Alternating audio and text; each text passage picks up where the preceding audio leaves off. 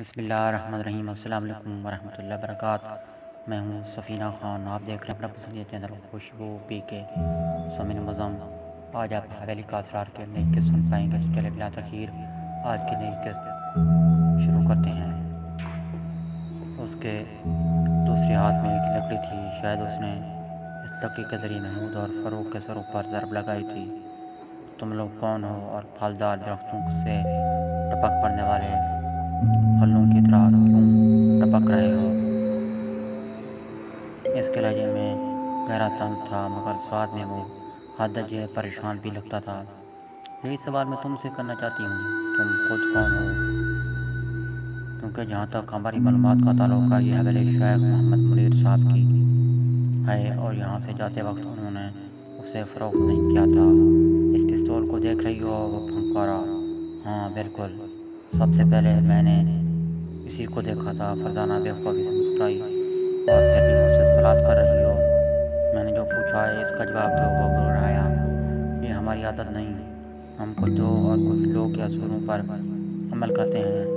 تم میرے سوالات کے جواب دو، میں تمہارے سوالات کے جواب دوں گی، اس طرح حساب برابر ہو جائے گا۔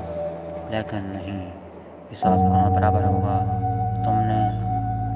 تم میرے دونوں بھائیوں کو سروں پر چوٹ مار کر بے ہوش کر دیا ہے، اب مجھے بھی تمہارے سر کی خبر لینا ہوگی، اور ایک سر پر دو اور سر ابھارنا ہوں گے۔ حساب تو صرف اسی صورت میں برابر ہوگا۔ کیا خیال ہے؟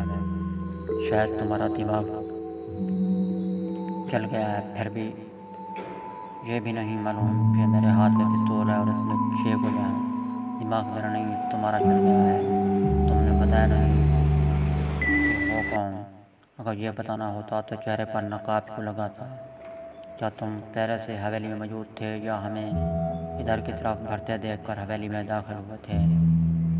میں تمہارے کسی سوال کا جواب دینا پسند نہیں کرتا۔ ہاں، تمہیں یہ ضرور بتانا ہوگا کہ کون ہو اور اس حویلی میں چوروں کی طرح کیوں داخل ہوئے ہو۔ تم ہمیں چوروں کا طعنہ دے رہے ہو، خود اپنے بارے میں تمہارا کیا خیال ہے؟